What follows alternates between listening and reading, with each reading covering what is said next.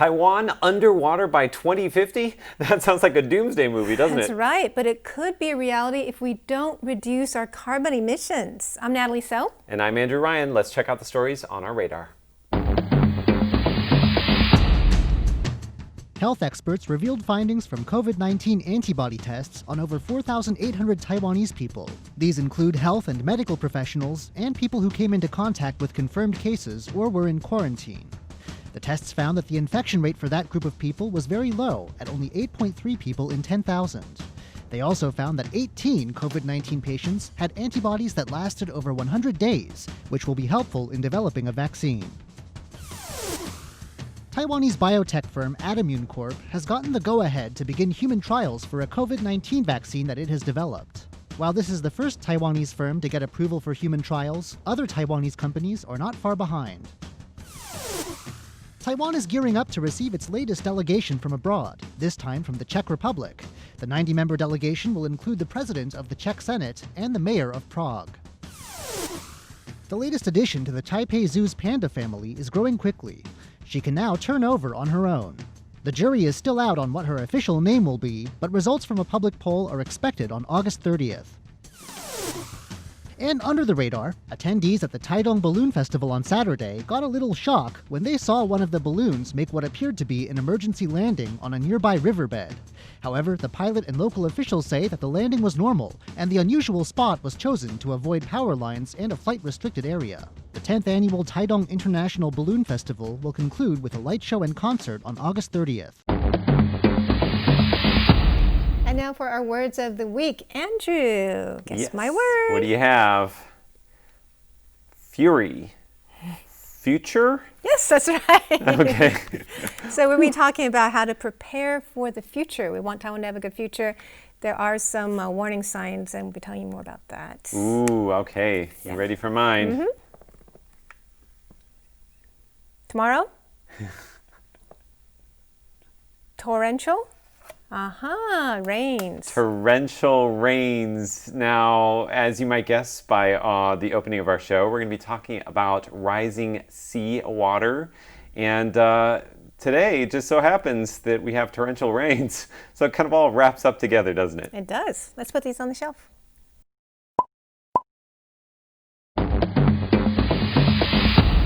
Earlier this week, we saw some disturbing images of what Taiwan may look like underwater. That's right. It was a simulation by Greenpeace, which is warning that some 2 million people in Taiwan, or nearly 10% of the population, could be displaced by rising sea levels by the year 2050. If something isn't done about global carbon emissions, over 2,000 square kilometers of land in Taiwan will become flood risks by 2050. That's the latest from a report conducted by environmental NGO Greenpeace. Carbon emissions are responsible for global warming, which cause ice sheets to melt into the ocean, in turn prompting sea levels to rise. Taiwan will become more susceptible to storm surges brought on by typhoons because of rising sea levels. Greenpeace says that currently global sea levels are rising by about 1.9 millimeters a year. If trends continue, then sea levels in Taiwan will rise by 0.56 meters by 2050.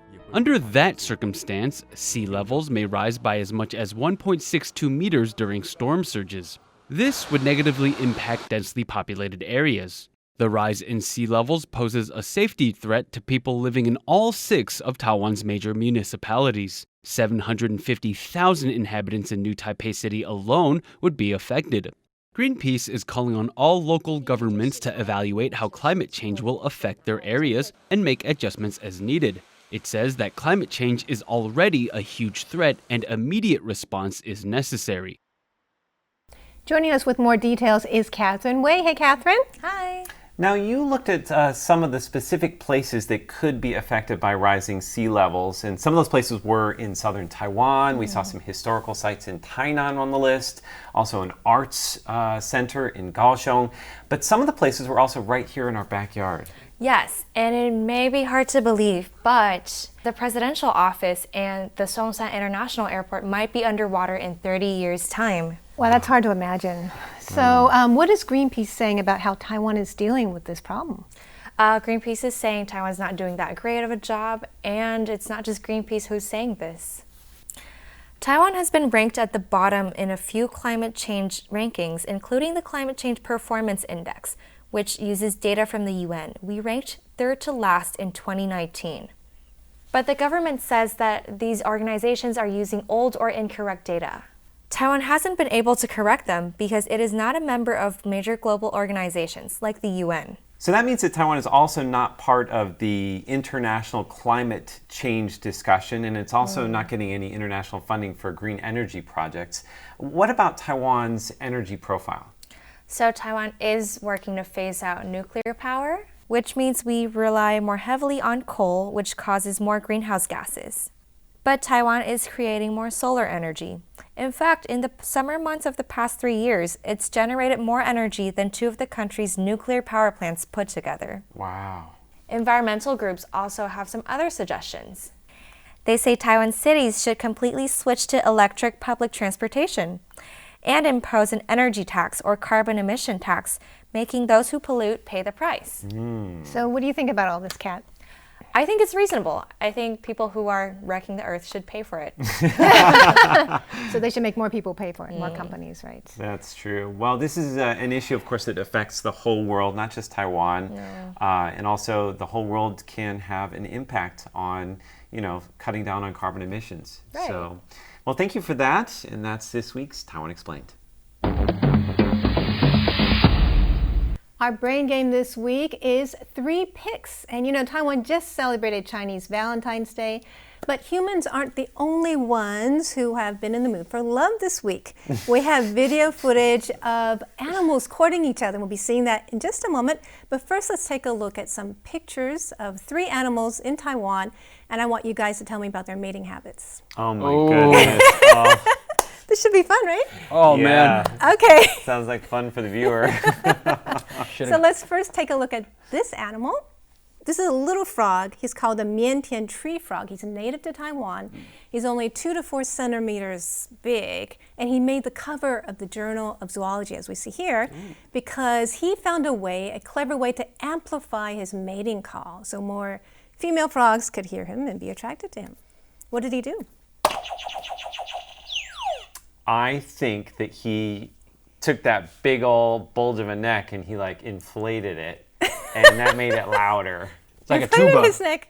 It's like Okay. a tuba. No? He used something man-made. Oh. Use something man-made. Well, you said, and I said that was like a tuba. Yeah. He didn't really use I an think you actual should do tuba, that. did he? I think you should say that. A tuba? Give it a go. Is it a tuba? Okay, he used a storm drain. Oh. He made his mating call on a storm drain, and he made international news for this. What? Pretty Was cool. it just that one frog, or was it that? These They all frogs. do it? Yeah. They all do it. Well, Whoa, this that's type some of frog does it. smart frog. Wow. Pretty cool, huh? Yes. Okay, let's take a look at our next picture.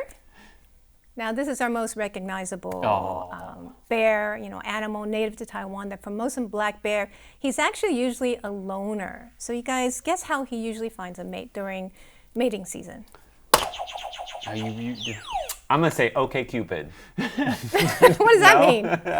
Internet dating. No? No? I'm gonna Tinder. I'm gonna say he puts a bunch of berries and leaves out. Things that that's bears romantic. like. Berries And then for he bears. sees if there's any takers. I mean, that's how I would do it if I were a bear. That's how I Make do a it now. picnic, right? I just leave out a spread. Be more You're saying primitive. The way Be more primitive. to a woman's heart is through her mouth? Pretty much, yeah. He's actually a bit more primitive. primitive than that. He's been more primitive.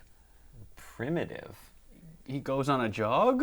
He doesn't write letters. doesn't He's write- working out at the gym. He's Oh showing yeah, off that his too, big right? He's guns. is he doing pull-ups off of trees and stuff like Ooh, that? that's very You primitive. guys giving your secrets out? Yeah, Natalie, I like to pull up of trees. Yeah. All the time. Okay, he follows her around for days. But he's got to find Stalks her her. first, doesn't he? Well, he finds one and then stalks her for days. Yeah. And then after they mate, he leaves and goes on with his life. Oh. So, See, that's not the very secret to a primitive. long-term No, relationship. no. Okay, now we have another picture here. These guys are actually quite sophisticated, the penguins. Okay. They have a very wonderful courtship, I think. The guy tries to find a girl, attracts her in certain ways. We'll be guessing that. But after they start dating, they sing to each other, they bow to each other, they clean their own feathers. They do that so they can recognize each other's song, so they can be monogamous and find each other for years to come. And after they have an egg, they take turns incubating it. Isn't that cute? That is very cute. I think that's really adorable. sweet. So what is it that females look at when they're looking at male penguins? If I were a penguin, I think that they're looking for a big dude. A big, warm dude that can keep the eggs Actually, you're warm. right. And you He's know the how they biggest, find that? baddest dude That's on one the of the block. ways. That's one of the things they look at. You know how, besides looking at him, do you know how else they know how much Plumage? fat he has? like, They take a nibble. They listen to his song. Oh, baritone. They like a nice bass or baritone. So yeah. more fat means they can stay on the egg longer and she can go out to play. Go have fun. There's something else they look at though. Can you guys guess? plumage, Depending on the species. like feathers, No? beak. No? Their feet. That is a very important part of a penguin. They have a little foot waddling. thing. They actually waddle look at their around. nests. Their nests. Oh, to see if they're clean? Well, I don't know, to see if they like it, if it's a nice Oh. nest, because they're going to be hanging out there for a long That's time. not unsimilar It's to very humans. practical, right? I wonder what the criteria for judging a nest is. Like, Is it a messy bachelor pad? yeah, are the branches trimmed? Are you there a know? lot of like beer cans from like last night hanging out there? Oh, you know those penguins, they like to party, Andrew. They're real party animals. So we actually have some video of penguins courting each other in Pingdong at the National Museum of Marine Biology. Let's take a look at what one male penguin did for his girl. This penguin is courting by placing a rock in front of their beloved. It's a bit like the way humans in some cultures propose with diamond rings. If the other penguin shows affection in return, the couple prepares to begin mating. That was what was going on at the National Museum of Marine Biology and Aquarium on Tuesday, which coincidentally was also the holiday sometimes called Chinese Valentine's Day in English. The penguins will build love nests shaped like small volcanoes after they have finished mating, says their caretaker. It wasn't just the penguins feeling love in the air either. Sea hares and puffins were also reportedly looking for romance too. Aquarium visitors were delighted at seeing the varied forms of animal courtship on display. This week on Hashtag Taiwan, I want to talk to you about the movies Inception, The Dark Knight Rises, and G.I. Joe, The Rise of Cobra. What do these three movies have in common? Are they all Christopher Nolan movies? G.I. Joe, The Rise of Cobra, a Christopher Nolan movie. Don't insult the man like that. All three of those movies have this guy, Joseph Gordon-Levitt. Now, if you don't know who he is, I assume you don't watch many movies because he's been in at least 51 films since 1992. Anyway, what did JGL do? Did he come to Taiwan? No. Did he say something about Taiwan? No, but he did bring a lot of attention to Taiwan. This is the website Hit Record. It is a media platform Levitt founded in 2004. Earlier this week, Joseph Gordon-Levitt posted this to Facebook. Hi, friends in Taiwan. I'm looking for photos of Taiwan for a new project on my site, Hit Record. Look through your camera roll, find a cool photo taken anywhere in the country, and add it to the project here. Kiki Shen captured this shot at the 2016 Taiwan Lantern Festival in Taoyuan. People in Taiwan love two things, Hollywood actors and Hollywood actors talking about Taiwan. As of writing, Levitt's Facebook post has over 32,000 likes, 6,600 comments, and 5,600 shares. Lots of people wanted to show Joseph Gordon-Levitt the beauty of Taiwan, but most notably, many city mayors shared their cities with him. Here are a few. Deputy Mayor of Taipei City Huang Sansan shows Joseph a picture with the caption, Beimen, Taipei City Wall North Gate has been the front gate of Taipei since the 1880s. It is one of the 5 gates that has been left behind. It still has its original look. The gate has stood strong for over 120 years and awaits visitors like you to witness its history. Taipei welcomes you. Next, New Taipei City Mayor Hou Youyi uploaded a picture saying, "Hi Joseph, as mayor of New Taipei City, I believe our city will definitely be a good choice. Let's check out the park with the longest embankment in Taiwan. The New Taipei Metropolitan Park, an inclusive playground for all, is one of the most popular outdoor playing fields in Taiwan, with slides measuring 800 meters in width, as well as artificial turf for grass boarding." 800 meters in width? That's wider than the river. He must be length. Taoyuan Mayor Zhen Wencan uploaded this picture and said, "Hi Joseph, explore the people, nature, and culture in Taoyuan." Photo taken at Shimen Reservoir, scenic lake view surrounded by stunning mountains and characteristic pavilions. Mayor of Hsinchu City Ling Zijian posted this picture and said, "Dear Joseph, this photo was taken in the Hsinchu fishing port where breakwaters, shaped as fish scale stairways, attract countless visitors from far and wide to enjoy the gorgeous sunset and sea breeze there. Looking forward to welcoming you in the not too distant future." Taichung Mayor Lu Xiuyan let her picture do the talking for her by simply writing Gaomei Wetland, Taichung. Tainan Mayor Huang Weize uploaded a picture of this whale structure and wrote Joseph Gordon-Levitt a whole essay introducing the attraction. I have one more entry that I'd like to share with you, and this comes from Presidential Office photographer Makoto Lin. Lin was responsible for taking an epic shot of President Tsai Ing-wen during her second inauguration, which we used as a cover for an episode of Taiwan Insider. Lin shared this breathtakingly symmetrical shot from inside Taiwan's Grand Hotel. As nice as it is that people are participating and sharing photos with Joseph Gordon-Levitt, he did ask people to upload their entries to his website in the post. So all y'all who just left a photo as a Facebook comment on his post, gots to go fix that, Are you ready to take our Taiwan news quiz this week? This is the lightning round, which means we have 60 seconds on the clock. In the hot seat today, we have Leslie and Natalie. Are you guys ready? Ready as I'll ever be. All right. You can also play along at home. Let's go. On Monday, Health Minister Chen Shizhong said that COVID-19 may become as common as what? Seasonal flu. That's right. An extremely heavy rain warning is in effect for much of southern Taiwan. What city saw the biggest rainfall on Wednesday night? Kaohsiung is true. After 7 decades in business, which Taipei dumpling restaurant announced on Wednesday that it's closing its doors? Gaoji, that is correct. It was because they had an improper permit and because of poor business. It's not ruling out reopening in the future. Now, France is set to become the 4th European country after the UK, Germany, and Switzerland to host multiple Taiwanese representative offices. Where will the new office be? Aix-en-Provence. Aix-en-Provence, that's right, in southern France. The mayor of Prague is set to visit Taipei from August 30th through September 4th to strengthen ties between the two cities. How many people are in his delegation? 90, that is correct. What famous Taiwanese filmmaker will receive a Lifetime Achievement Award at this year's Golden Horse Awards? Hou Xiaoxian is correct. His film A City of Sadness won the Golden Lion in Venice. It's the first time a Taiwanese director was awarded at one of the big 3 film festivals. Now today I have a bonus question for you. Of course you do. Of course I do.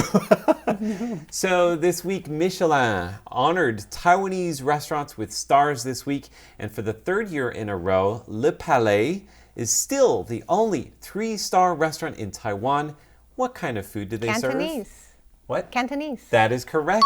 They serve Cantonese food. I always thought it was French food. Gotta go there someday. I know. It's called Le Palais, right? Le Palais du Chine. I thought it was French, right? Who knew? So, at any rate, we're going to finish off with a delicious video, if we will. This is a look at the restaurants that received Michelin stars for the first time this year, their first appearance in the listings. We have 3 restaurants from Taipei. We have 4 restaurants from Taichung, which was also included in the listings this year. Let's have a look. 3 Taipei restaurants received a Michelin star for the first time. They include A Cut of the Ambassador Hotel, which serves U.S. and Australian beef steaks, the Spanish restaurant Molino de la Udinese, and Japanese restaurant Sushi Akira. The Taichung restaurants that received a Michelin star are Fleur de Sel, Forchetta, and Oretachi no Nikuya. Taichung's JL Studio featuring Asian cuisine won a 2-star rating. With 26 restaurants in Taipei and 4 in Taichung, 30 restaurants received the prestigious Michelin star, showing Taiwan is truly a world-class culinary destination. Transportation Minister Lin Jialong said he hopes the Michelin Guide will continue to go south to discover the delicious food in southern Taiwan as well. We are ready. We are ready. We are ready. We are ready. Taiwan. All right, so if Taipei is underwater in the year 2050, what are you going to do, Natalie? Buy a gondola. That's a good idea. I'm going to go the same direction and say I'm going to invest heavily in submarine technologies. Wow, Oh, that is wow. really smart. I was going to say I'm going to buy a hovercraft to get to work. We're all in the same area, ballpark. Or go fishing from my balcony for dinner. Why not, right? I like that. Well, thank you so much for joining us for this edition of Taiwan Insider. Be sure to connect with us on social media. Yes, leave a comment below. We would love to hear from you. For Taiwan Insider, I'm Natalie So. I'm Leslie Liao. And I'm Andrew Ryan. We'll see you next week.